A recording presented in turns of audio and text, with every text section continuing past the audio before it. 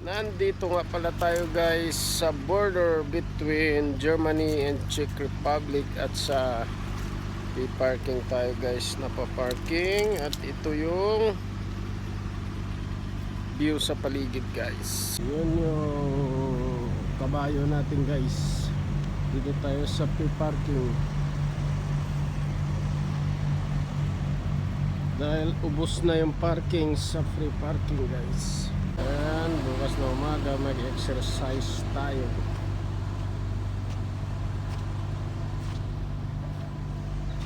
Tayo natin.